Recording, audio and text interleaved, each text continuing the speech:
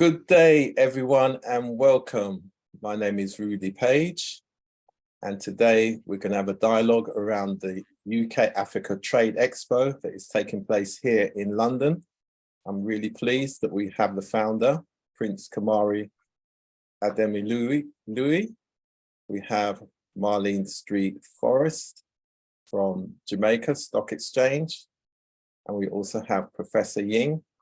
So it's going to be a very interesting dialogue. Good evening, all. Good evening, Rudy. Good evening. Lovely to be here. Great to see you. So Prince Kamari, we're going to start with you first.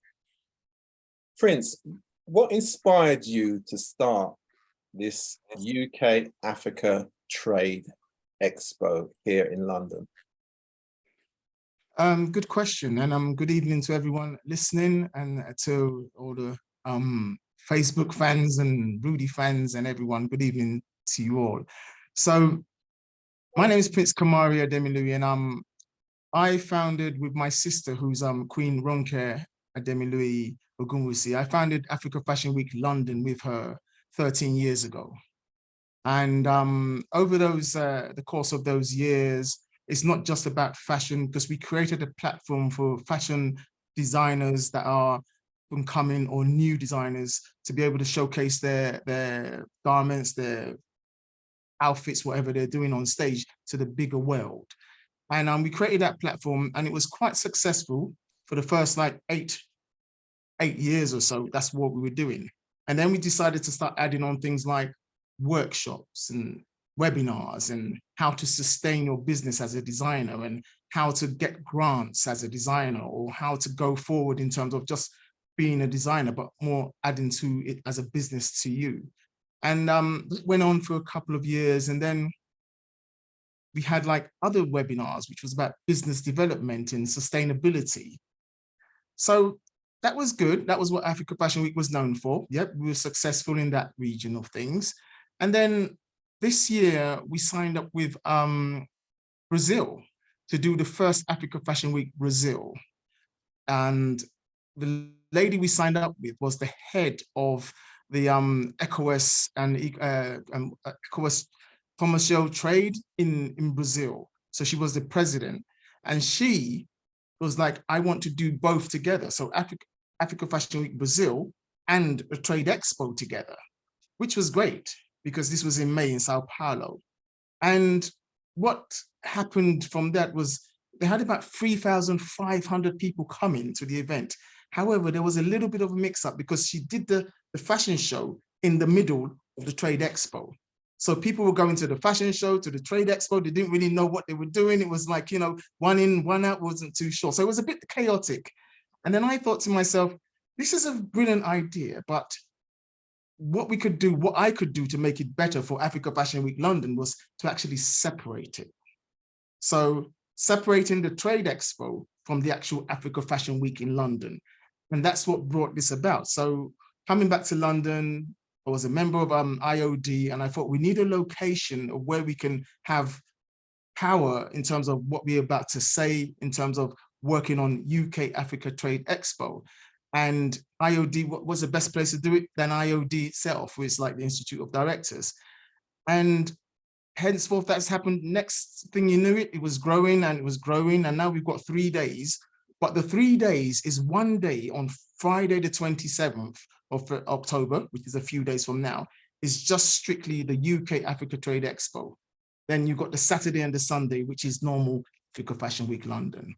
And so that's what's brought this about, whereby we're now gathering moist and momentum is people are joining, and it's such a passionate, full flowing event of speakers and everyone that wants to understand how to go forward in terms of helping and developing MSMEs and funding, and also with the youth empowerment schemes that we have in it. So yeah, that's what it's for. Excellent. And as I gather, there's at least 30 speakers, so it's going to be very busy indeed. Correct. So, Prince, how is UK different from similar initiatives? Well, interesting that you say that. So when I've looked at the different initiatives that are out there, I think what makes us different is we've got 6 powerful pillars, what UK is based upon in terms of the value of UK and what they value. And these 6 pillars, which I'll say to you in a moment, are what actually, in my opinion, makes UK Africa Trade Expo different from everything out there.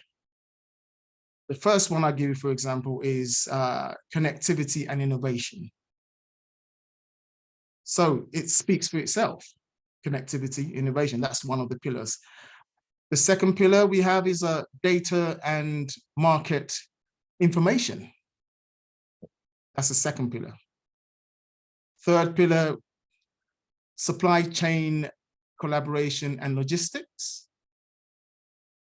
The fourth pillar we have is business education and knowledge sharing.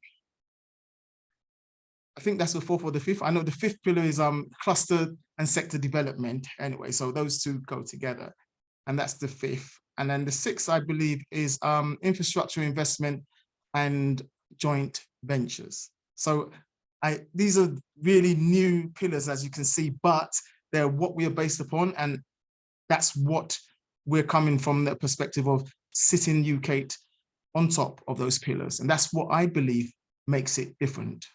Yeah, and of course, those pillars are essential for MSME development within their local economy, but also that also translates into international trade in terms of that's where the marketplace is that they've got to reach.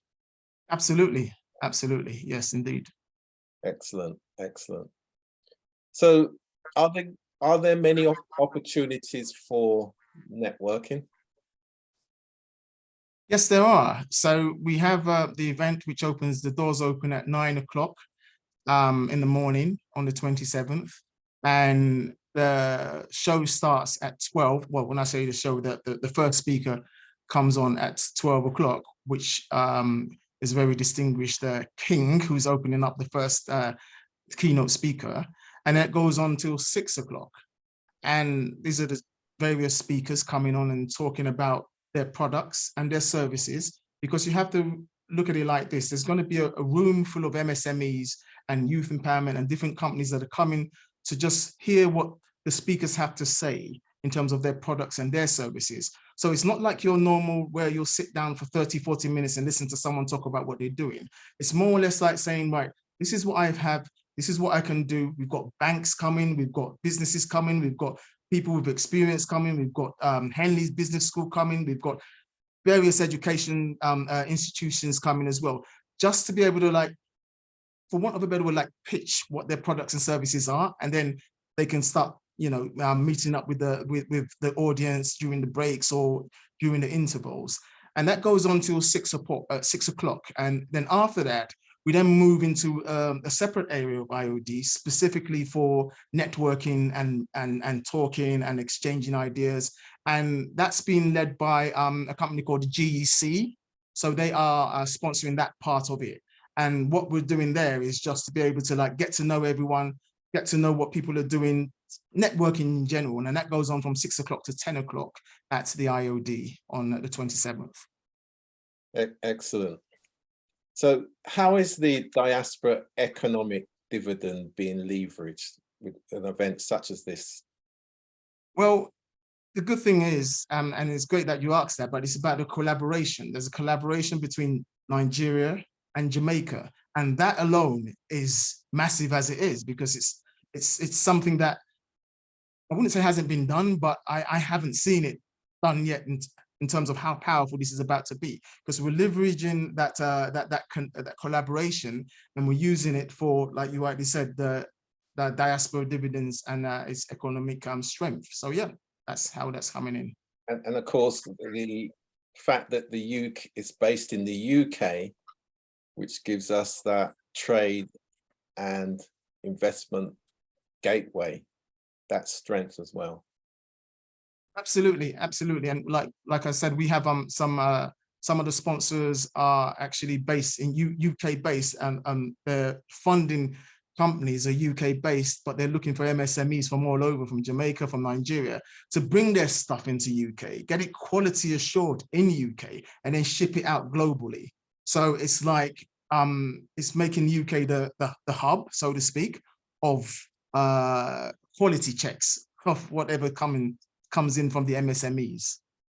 And interesting is you say that, because of course, with the recent launch of the Sheer Nigeria national brand, so with that, sheer butter is a massive product here in the UK for processing as well as finished products. So having that launch with a case study from a Nigerian-led, female-led business as well. So again, that women entrepreneur, the importance that they play at the MSME level is also Absolutely. a part. Absolutely, and this is what UK is about. It's about empowering those MSMEs, specifically, and able to be able to get to them what they need to do in order to bring their products and services forward. And it's like you rightly said, shea butter in Nigeria is something that is being looked at, is being used, but it can now even grow bigger when you get to have funding and you get support and guidance from the institutions or from the businesses and companies here in UK or even in Jamaica. There's certain things we can take from there and put them in Nigeria to make things work. And so what we're doing with UK is we're not just it's not an idea, it's more like stuff that is working. We're just now bringing that collaboration together, the connectivity, the collaboration, again, one of the pillars upon which UK is built. Absolutely. And finally, before we get to our other guests, how does UK plan to move forward in 2024? So we have plans to showcase 4 times annually. And even though we do have the first one happening in October, we're looking to do the second one straight away at the end of January. But even more importantly is the people that sit behind us, the backers, are like the king, like I mentioned, who is the king of Ife in Nigeria. And then his vision is also aligned as well with the president of Nigeria's vision in terms of empowering MSMEs and youth empowerment. So it's already gathered enough momentum to keep going. We've already signed up with the IOD for the next 2 after that. And then remember again that we'll land again in October next year. We're doing Africa Fashion Week again. Then we're going to have another UK involved in that. So there is a lot of support. There's a lot of momentum, and there's a lot of what's it called? Interest, especially also from the high commissions as well. Because the Nigerian High Commission, they've endorsed us, they're a part of us, and they're saying that they would like to actually host one of our events. So we actually can now start picking and choosing where we want to actually do the events, in terms of like whether it's in the embassies, whether it's in IOD, whether it's in the House of Lords, or whether it's just, you know, and anywhere that's we seem is reasonable and attractive to what we're trying to put together. Right. So, and what you're describing here is what we would call the system cohesion. So from the king, with the broad overview of bringing culture and commerce together for sustainable development, down through the presidency and the states, bringing MSMEs together that focus on the neighborhoods, community development, local economic development as a tool for international trade. And then, of course, and you can say something a bit about young people, the importance of young people, the education business partnership. Absolutely. It's spot on. I mean, it is about young people as well as MSMEs, because they are the future, the young people, and it's about empowering them, giving them the skills. And then again, I think that's number 5 or 6 pillar, where it's about business education and knowledge transfer. So that falls within the young people's empowerment programs as well. So there's a lot that we can do, and we are starting to do. So it's just a matter of getting stuff done, and that's what we're here, and that's what UK is about. Yeah, and of course that is a key topic for the king, which of course, when he sets that out very clearly around young. Yes, indeed. I believe there's the king was talking about some education business partnerships that are being established, and there's a thing he calls I think it's the Youth Economic Skills Empowerment System as an initiative that ensures that young people have access to opportunities regardless of their background, culture, or status. That this gives them a place to go, something to do, and someone to mentor and guide them. And that is part of the king's vision, which also aligns beautifully with UK's vision, which also aligns with the president of Nigeria's vision. So we're all aligned. Yeah, and in fact, and that aligns across with the work that we do from the UK through the Windrush Anchor Heritage Education Program in Jamaica, and the Jamaican model as well, which is great, because what we're now getting is that knowledge transfer between Nigeria, Jamaica back to Nigeria for the wider market, which is really great. Absolutely, and that's part of collaboration again, isn't it? That's the whole part of what we're doing here. Absolutely. So thanks for that. Right, Marlene, I'd like to turn to you now, really, and just ask you, what would be the role of the stock exchange and the potential involvement with the MSME sector? Let me first thank you for being on this program and to congratulate you on the UK Africa Trade Expo.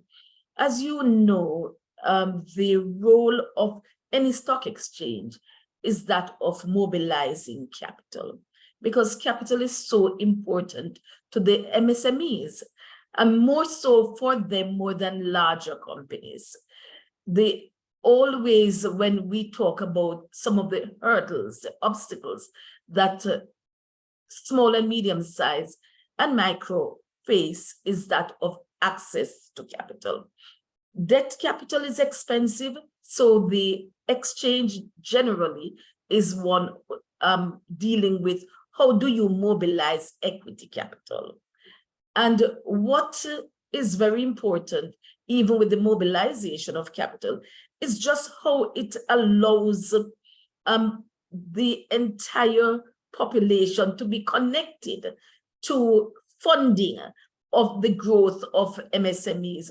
Right across Jamaica, we have experienced it, and also where companies that are overseas list also on our exchange.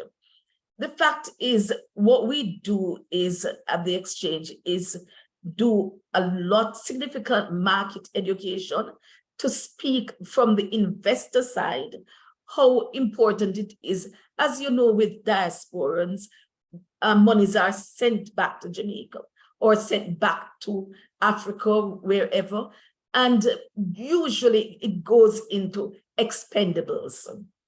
So what we do is encourage that a part of that is used to fund medium, small, and micro companies so that they can grow. And our experience has shown that because it is patient capital, these companies have been able to grow. We talk about the connectivity between Jamaica and UK back to Africa. It allows for that supply of goods, cross-fertilization, and also the connection with our second generation Jamaicans and all others. Because what you will find is that what connects people more so is that of investment. It might not be land anymore. It might not be persons back in Jamaica or elsewhere that you know, but you connect with businesses. You connect, you see where based on that investment. So what we do is mobilize the capital for the companies and also mobilize investors to say this is another way in which, as Jamaicans, as diasporans, we can create wealth for ourselves, sustainability for businesses, and growth generally for that, as we call it, that supply chain in terms of what we produce. Thank you, and that's quite a comprehensive overview. And I think also you do have an influence on the wider Caribbean as well, don't you? Not just Jamaica as well. That is correct. So for us, we have a connection between all the companies and also the exchanges within the region. So Barbados, Eastern Caribbean, Trinidad and Tobago, Cayman, and others.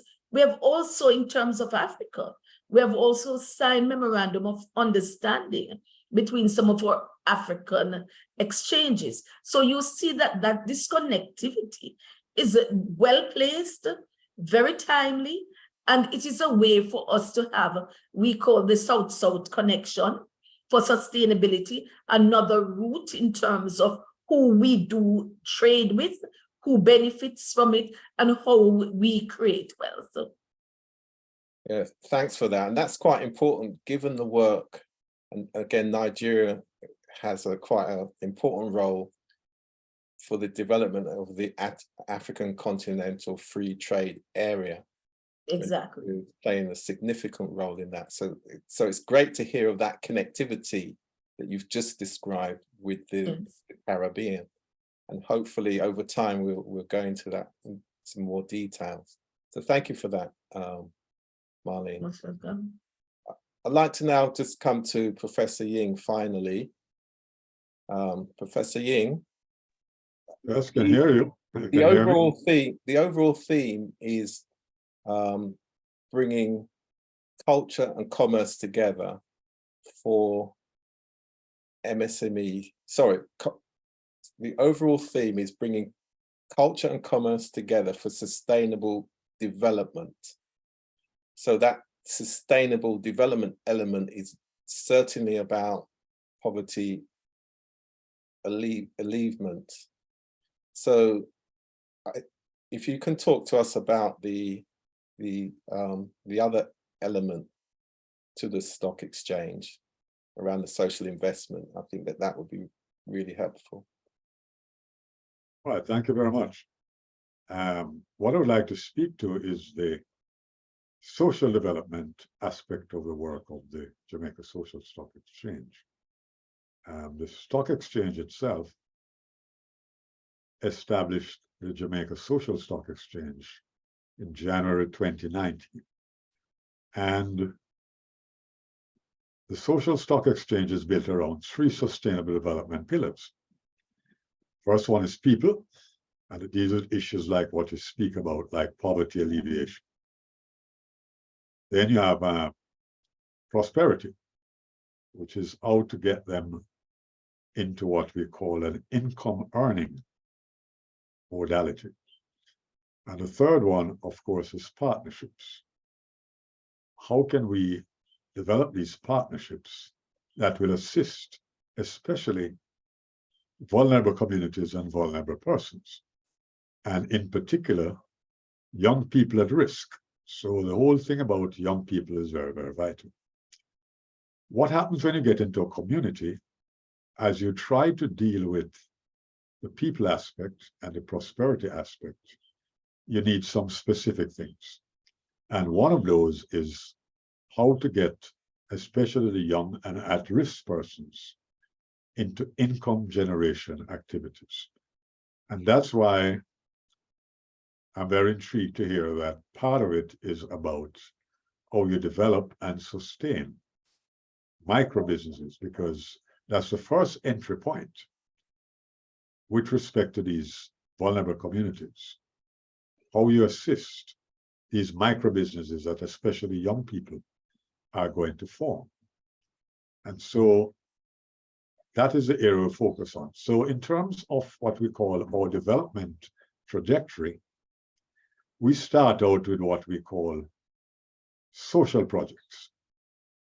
Projects that are out there being sponsored and implemented by a variety of agencies, including, for instance, your outfit from the UK, which is dealing with the Windrush 75 anniversary, is linking up with communities like Augustown and so on in Jamaica to be part of that effort of community transformation.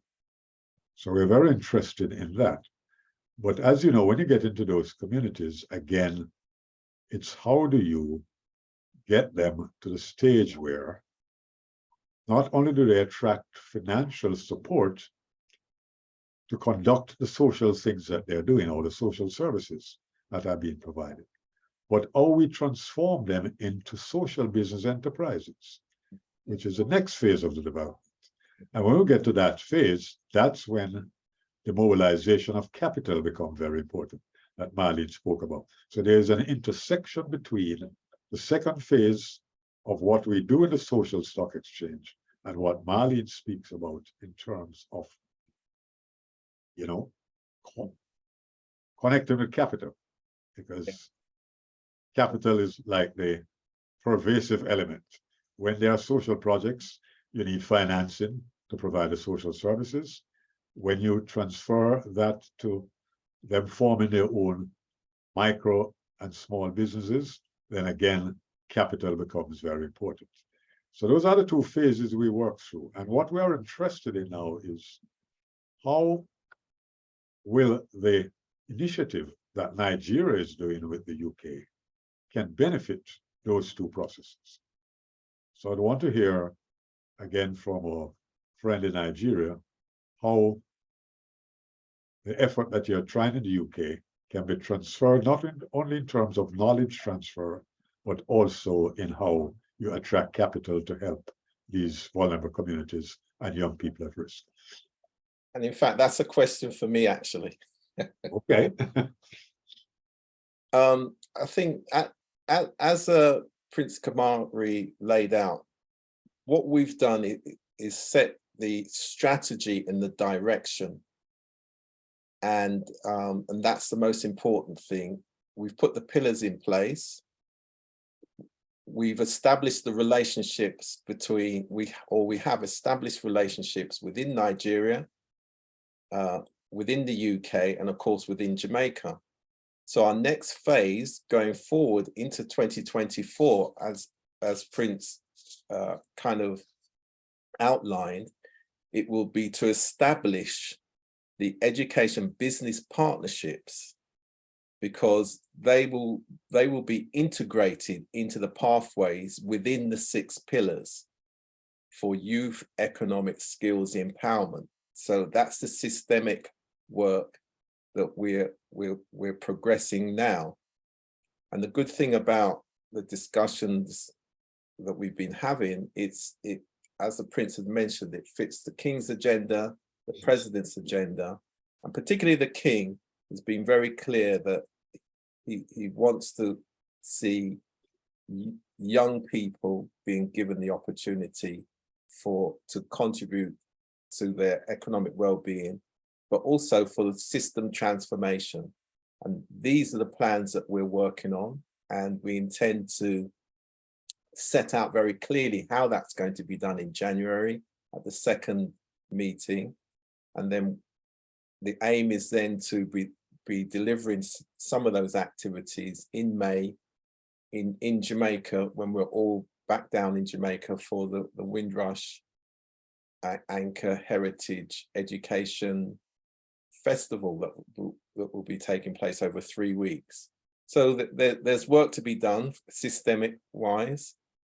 So what we've just set out today is the road ahead, and all of this sits on the 6 pillars, and the education business partnerships, the leadership of that, and I think that the King is also going to chair that as well, isn't he, Prince Kamari? Maybe you could say a bit more about that side in terms of the King's passion to ensure that this happens. Yes, indeed. Thank you for that. So yes, the King is definitely passionate about ensuring that the youths gets the support that they need. He's always been a great supporter and pusher of youth empowerment. And also my sister, the Queen, his wife, is also one of the head of the women's empowerment I think it's a society in Nigeria that has over about 300 to 400 women only. And this year she's created initiative where we have ladies riding like taxis. There's these things in Nigeria, they're called bikes, but they're like taxi bikes. And my sister, she pushed that initiative forward to get I think it's about 50 of those bikes for the women, specifically in terms of women empowerment. This again is another way of, you know, looking after the MSMEs and the young youth in Nigeria, and trying to get them to be a part of the system. So yes, the King is the chairman of UK, and he has a specific set of agendas and mandates that he would like to roll out. But as you rightly did allude to earlier on, this is going to be sort of like we're in the planning process where we're going to get to phase it into the next year or so. So at the moment, this is the launch of this UK Africa Trade Expo, but it's not the end of it. It's going to be the beginning of it, basically. Yes. Thanks. Just a follow-up question. What is motivating Nigeria to have this outreach and collaboration with their diaspora? Could you speak to that a little bit? Good question. So I would think what is motivating is there's a few things. We're probably looking at the state of the economy at the moment. That's one of the things that is like where the president is like, oh, okay, we need to start looking at inward investment, and how we look after our, you know, our youths and our MSMEs. And even a budget that was laid out this year by the current president, highest amount of budget ever went to the MSMEs.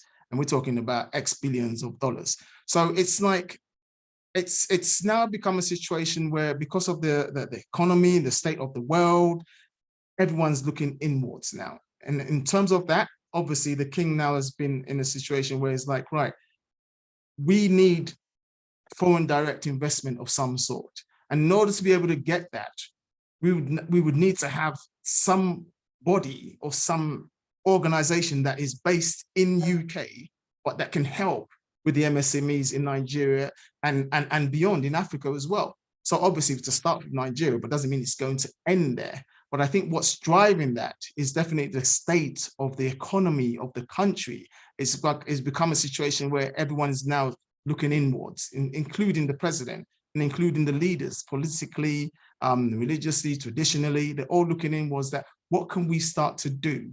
How do we start to sustain ourselves? And then again, it comes back to what we're doing in UK, bringing culture and commerce together for sustainable development. So that is what I believe is the driving force behind ensuring that this happens. And it's not just talking about things, it's more about putting action towards the thing. And one of those actions is already UK being formed in UK for the MSMEs and youth empowerment in Africa and beyond. The thing is, like in the case of Jamaica, what we would want to know is why. I can understand Brazil, because Brazil is the largest African diaspora. That's what I found out when I was in South Africa a couple of years ago. I didn't realize it was the largest diaspora for Africa. So let's look now at Jamaica and the Caribbean. What would be the interests of Nigeria in these collaborations and partnerships? What benefits would accrue to you, and what benefits would accrue to the young people in Jamaica, for instance? I mean, it does start with the historical ties between the UK that both Jamaica, Nigeria have in the wider Caribbean and the broader Commonwealth. So I think that we've got to look at it in the widest context. And also what we say is that Jamaica is the backbone of the English-speaking Caribbean. Nigeria is the backbone of the English-speaking Africa. How well put. And we fuse them together. Mm-hmm. Those ancestral ties are important as well. And all of these will translate into economic value as we get system collaboration. And that's why we have the 6 pillars, because they're designed from a systemic approach, which of course is how the UK operates anyway.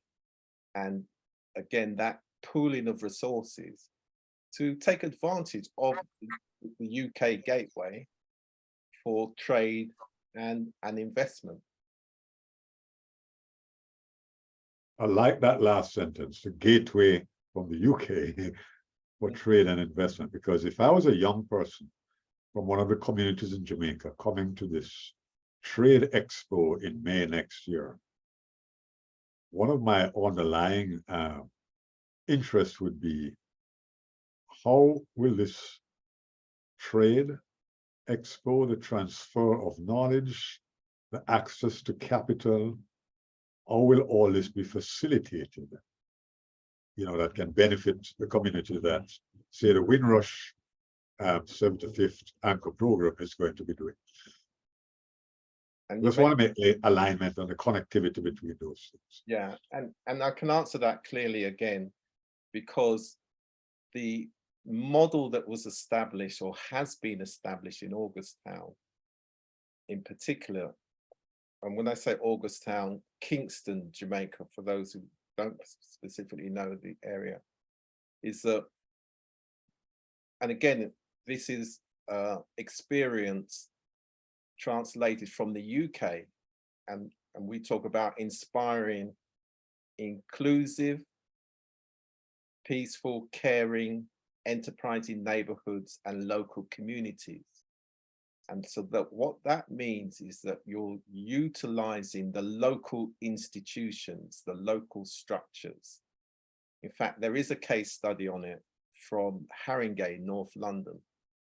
And it's the same model where you have the involvement of the local communities, the involvement of the young people. And even the descriptive term, which has now been transferred to Nigeria, which Prince Kamari stated earlier on, comes direct out of Jamaica, where we say, when it comes to young people's involvement, young people need somewhere to go, young people need something to do, young people need someone to show them how. So the program activity is based around the young people. And we have those sectors like, the creative and cultural industries. They're wide, they have low barriers, technology. And as Prince stated earlier on, one of the sponsors of UK is GEC Space.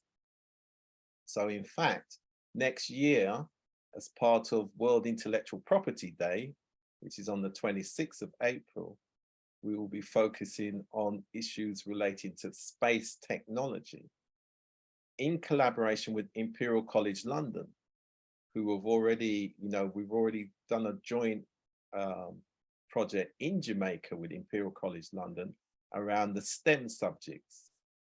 So what we're really doing is bringing this systemic approach through collaboration.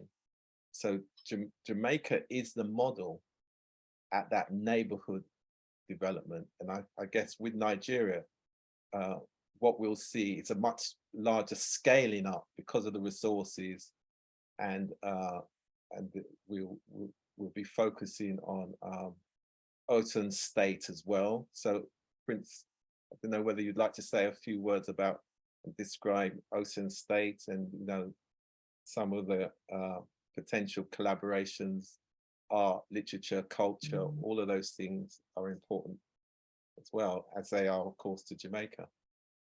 Yes, indeed.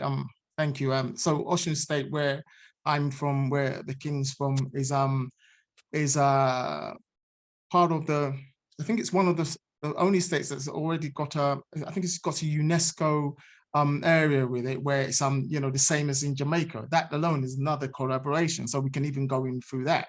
And on top of that, the governor of Ocean State, Honorable Senator Adeleke, he's actually the chairman of this current UK event on the 27th. And so he's behind us as well in terms of UK. So what we have is a situation where Ocean State possibly be even first driving out what we bring from Jamaica into that for the youths. So there's a lot of collaboration. There's a lot of powerful connectivity going on within UK, and we are now in a position to be able to just use it with the right way. So yeah, we are good to go, especially in Ocean State. Thank you. Thank you for that. One of the areas I'd like to share with you is that we had what was called a Diaspora Youth Connect project, actually. And Augustown was just one of 6 communities that we worked in. And the model of that project, which I led when I was the head of the Jamaica Diaspora Institute, is actually built around a business development training,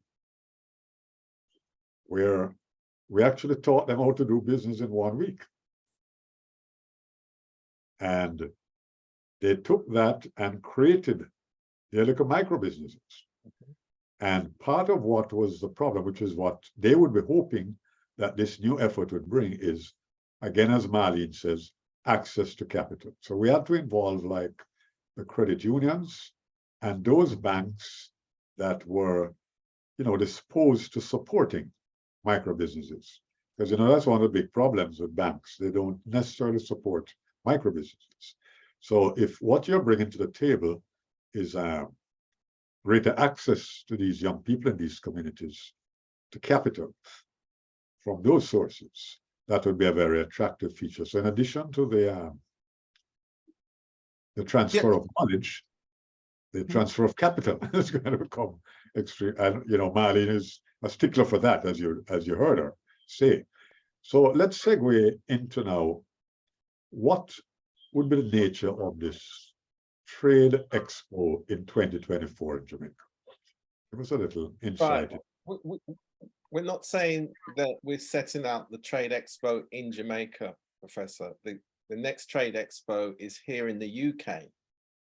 What we're saying is what takes place in Jamaica are the community activities in the neighborhoods.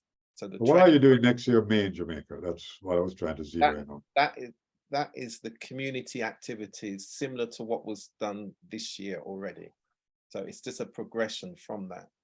And the point I was really making is that the community activities and the approach that we did in Jamaica is what's now being transferred to Nigeria. And Nigeria is leading on the UK Africa Trade Expo, and we're setting the agenda. We're setting the direction. So having done that and agreed what the elements would be, then we're now following that through. Okay. I think also just to talk about what you're going to need from the stock exchange and the social stock exchange effort in Jamaica next year. I don't want to zero in on. Yeah, this is not the time to do that. And I think that's the point I'm trying to make. That at this stage, we're just setting out we're just setting the direction and giving elements on which the direction stands on. We haven't got to that point that you're asking for yet. That's for Professor Ying. For Professor Ying, one thing I must say, and I do understand and I liked the bit you talked about the capital and getting access to the capital. So just to give you a bit about the King, there's these banks you probably obviously know about them. They're called microfinance banks all over Africa, and the King has one. So he's he has one of those banks as like the highest shareholder in that bank, and he's going to use that as one avenue in terms of empowering the MSMEs. And he's also recently just built a University of Technology and Innovation. So all of these things coming together are ways in which we can utilize them in what we are looking to do. So like you rightly said, yes, maybe the big banks won't give to the farmer or to the lady on the street selling her yams or what she's doing. However, the microfinance banks will, and that's what we are almost like tapping into. But we have to come with a structure in a way whereby the money does get to where the money needs to go. So, I am glad you say that, though, because it is a passion for me that we need to have a micro market. And it is something that we have been talking about for some years. And I think that there is definitely going to be some collaboration that we can have, because you did speak about structure. Yeah. And what we find is that many persons will say, how do you allow for the micro to grow in terms of structure, in terms of governance?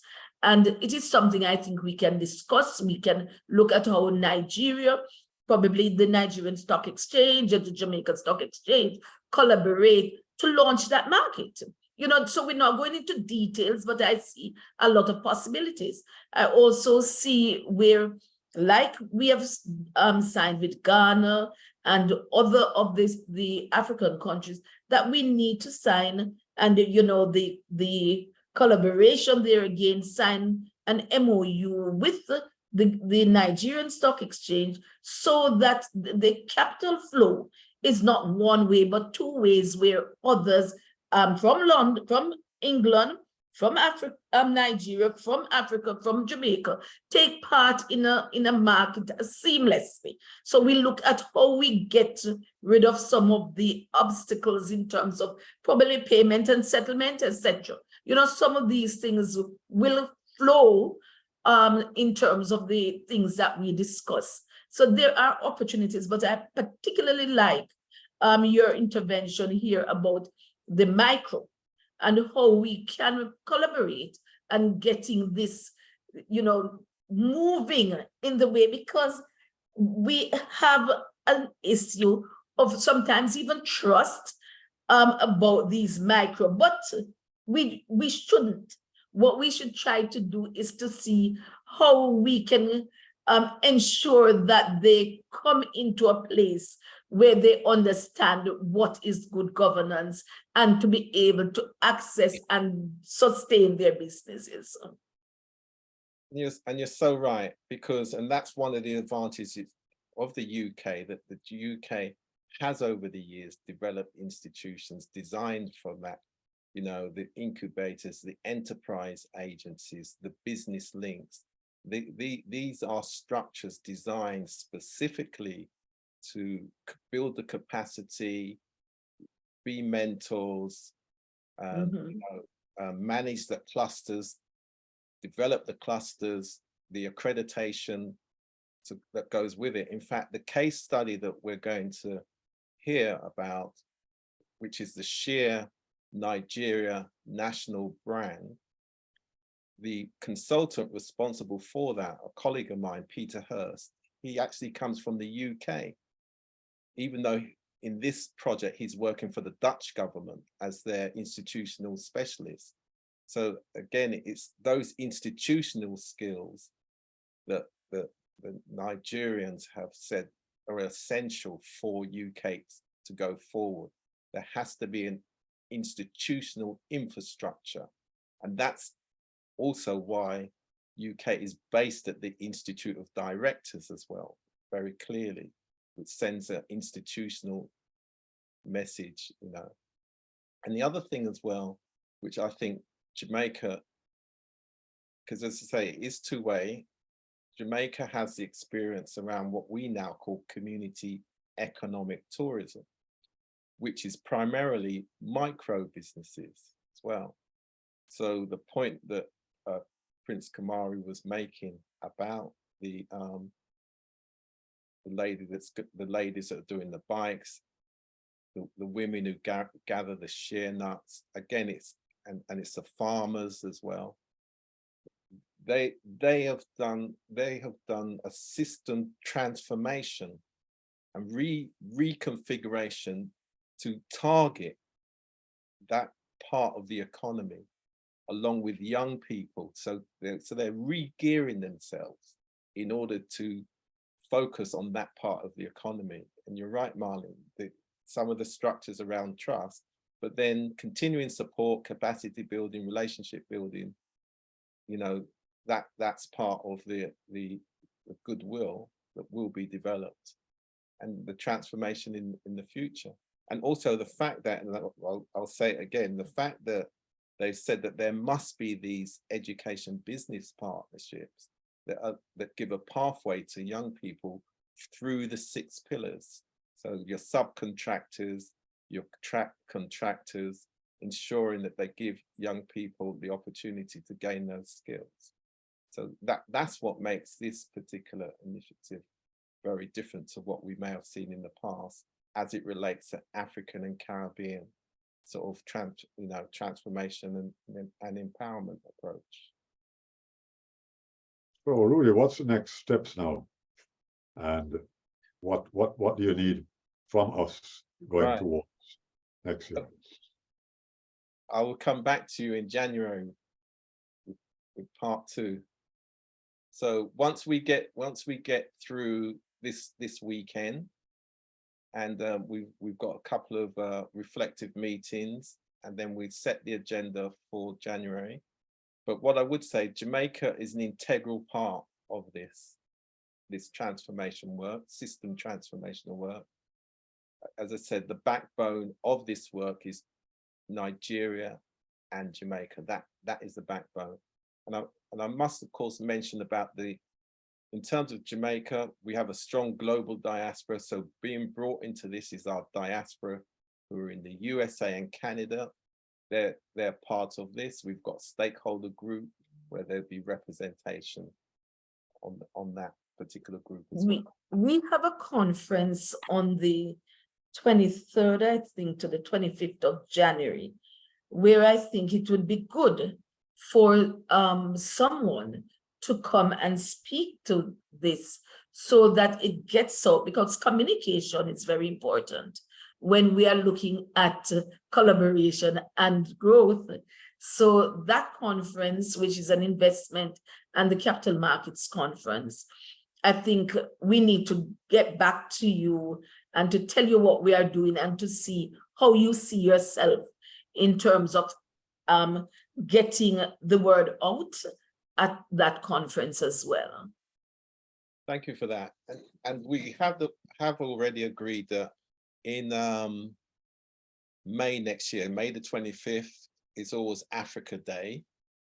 And we agreed, and Prince Kamari's been leading negotiations with the High Commissioner, the Nigerian High Commissioner in Jamaica, to actually host an event where, again, we believe we would have made a lot more progress. But again, it's just bringing these communities and interests together.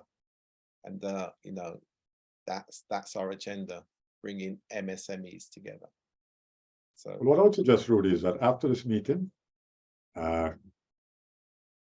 you and the Prince can sit down after the expo and sort of map out, a pathway going forward, and then start with what Marlene is suggesting, if the possibility of just even a presentation because the stock exchange conference is a big conference. Yeah. You have all the major investors and you have reps from the Caribbean. So it would be a good place to at least start the process going, or get some information out and sort of excite people around it. So by the time you get to me, and I'm happy to hear that the Jamaican High Commissioner for Nigeria is involved, or the Nigeria High Commissioner in Jamaica is involved, because again, we can start these informal kind of discussions as we move forward. So you speak about networking as a very important part. I think one important step after this meeting is to start to get the network going and having these informal discussions until we can consolidate, exactly what we're doing. Yeah, absolutely. And of course, one of the presenters this week is a major bank, and they're involved in logistics and all kind of stuff. And I think they would be they would give a great presentation, don't you think, Prince, in terms of what for the conference in January, given what their role and what role they're going to play. Okay, so we start as a roadmap together. Right. All right. So Prince, can we hear some words from you? Wrapping up. So Marlene, were you going to say something? Then I'll come back to Prince, and then we'll. No. I think it's a great discussion. I like also the element of education, we could speak to how we participate in our own JSE e-campus, because we have a campus. And, you know, it's really geared towards persons SME. And also, just now, we have just finished our week of event and this is October. I think it would fit in nicely for probably next year, in terms of just young people, how we empower youth. So I think there's a lot that we can do to lift and empower MSMEs and the youth in terms of sustainability. And as you say that, we've got 2 business schools involved. So we've got Henley Business School, and they are in Nigeria, and they've done a substantial amount of work. And also King's College London as well, with some major projects that they've done around sustainability and that transformational work into MSMEs. So, and of course, and as I mentioned, Imperial College London as well, in terms of their Creative Futures program. So all of these initiatives we will be bringing together under the pillar of business education and knowledge transfer. So Prince, I'm going to allow you to have the final words before we close. Well, thank you everyone for joining us. Yes, just going back to your point, Rudy, one of the powerful banks supporting us is called Providus Bank, and they're quite big in Nigeria and worldwide, and they are one of our main supporters as well, amongst other finance houses.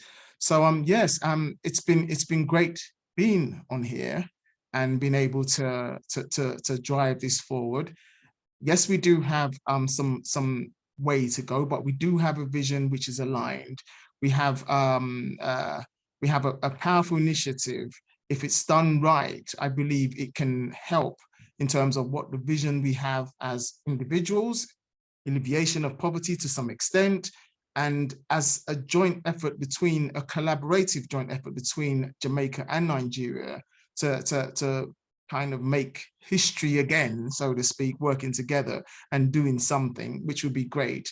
And I'm looking forward to Friday. And please, if any of you would like to attend, just go on our line. I think it's Rudy will probably have the website. You can share to people and just register. It's free to come in. It's free to have a look around. We'll be there all day talking to, like Rudy said, 30 or so speakers with wonderful different products and services.